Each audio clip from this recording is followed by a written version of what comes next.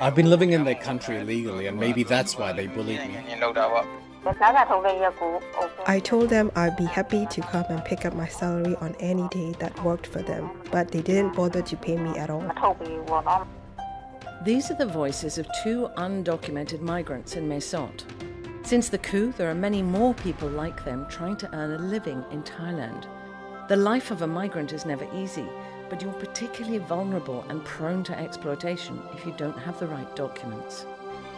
Hello and welcome to Do Athan, a weekly podcast that brings you human rights stories from Myanmar. It's brought to you by Fondation Hirondelle. This episode is produced by a Do Athan freelance journalist. Names may have been changed to protect contributors.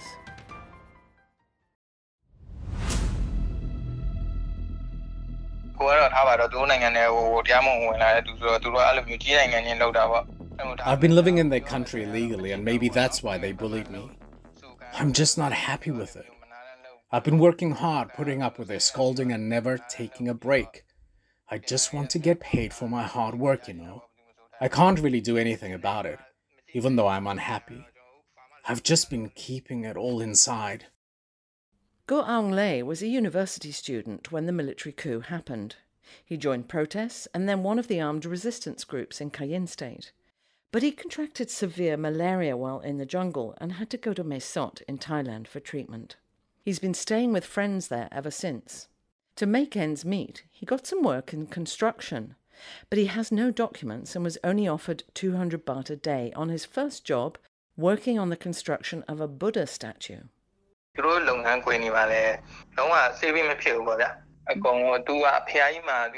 The workplace was far from safe. When I was working at Payaji, some parts of the scaffolding were old and falling apart. It's a risky situation. They didn't even bother to provide a safety net. If you were to fall from 50 feet up there, well, it would mean the end for you. I entered from Myanmar illegally without any work permit, so I can't really raise any complaints about these issues. Go Aung Lei quit the job after 4 days as he felt the workplace was too dangerous. But he didn't get paid because the employer would only pay for a minimum of 10 days' work. Now he's working in the agriculture industry for a daily wage of 180 or 200 baht. Mae Sot has been a refuge for Burmese migrant workers and internally displaced persons, IDPs, for several decades now. After the military coup on the 1st of February 2021, many more people fled to Mae Sot, including doctors, soldiers, teachers, students, and civil servants who had joined the Civil Disobedience Movement, or CDM. Some of them had savings, and those who fled without any money managed to survive for a while with the help of friends. But if they don't have documents, they can't work or live in Thailand legally. So they take whatever job they can find to make ends meet. Ma Injun was a teacher who joined the CDM after the coup. She fled to Mae Sot last year and lived for some time without a job.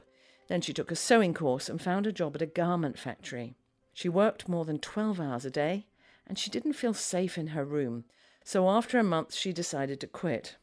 She says they did not pay her all that she was owed, and they made it very difficult for her to get her salary at all. I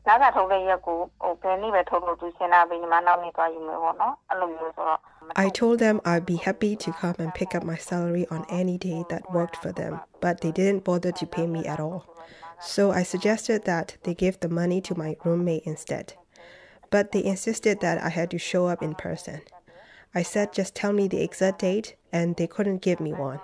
Every time I called them, they didn't pick up, or when they did, they had some lame excuse about being too busy.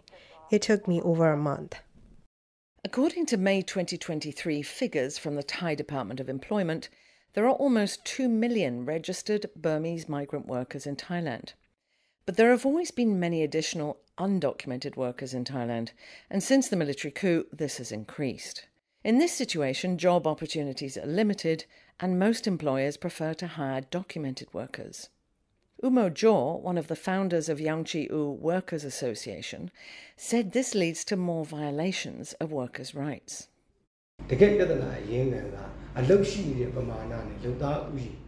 The real issue here is that the number of workers exceeds the number of available jobs.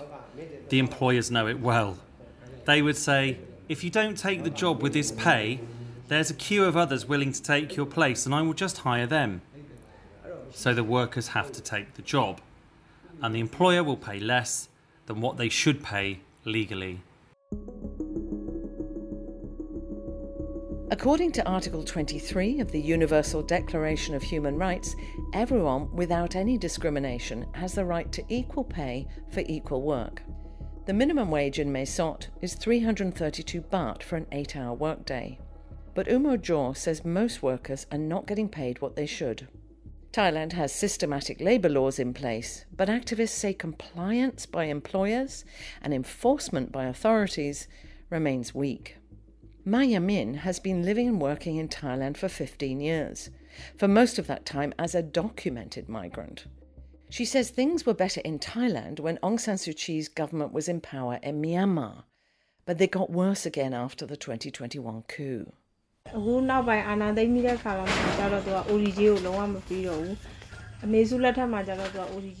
We are not paid for overtime hours. We got 15 or sometimes 50 baht per hour when Mother Sue's government was in power. We are not paid that now. Before Mother Sue's government, the working hours were from 8 a.m. to 9 p.m.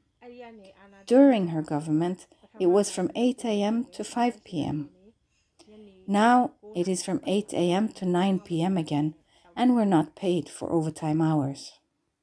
Umo Jaw says his organisation is dealing with more complaints these days.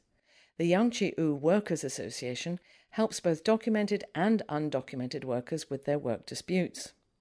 They collaborate with 4 other workers' associations, and in 2022, the 5 organisations handled about 170 complaints in Dak province. However, in just the first 6 months of this year, they've already received over 200 complaints. But this is just the tip of the iceberg. Umo Jaw says not everyone will lodge a complaint because they can't afford to.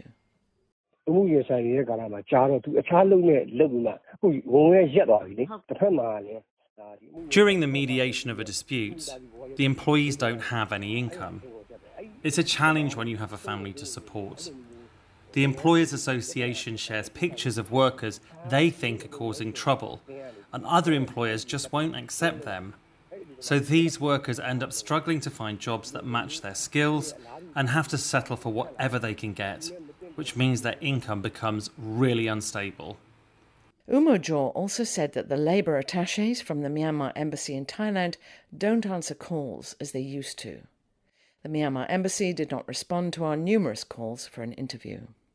At the moment, undocumented people in Mae Sot can't get jobs easily, and tight security further limits their ability to work. Opponents of the military regime are afraid of what would happen if they go back to their homeland, but in Thailand they're struggling to meet their basic needs.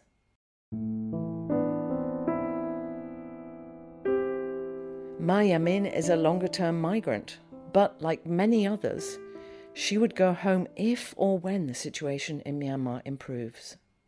We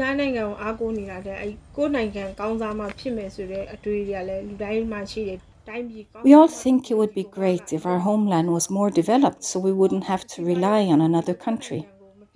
It's like a common hope we all have. We know that when our country is peaceful and developed, we'll finally be free from this situation and feel more secure about going back home if things aren't going well for us elsewhere. It's crucial for our country to improve. That's what I hope for.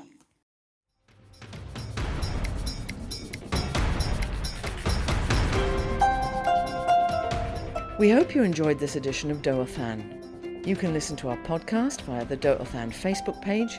It can also be found on SoundCloud, YouTube and iTunes. You can also listen every Saturday night from 9 to 10 p.m. and Sunday morning from 6 to 7 a.m. on Voice of America Radio.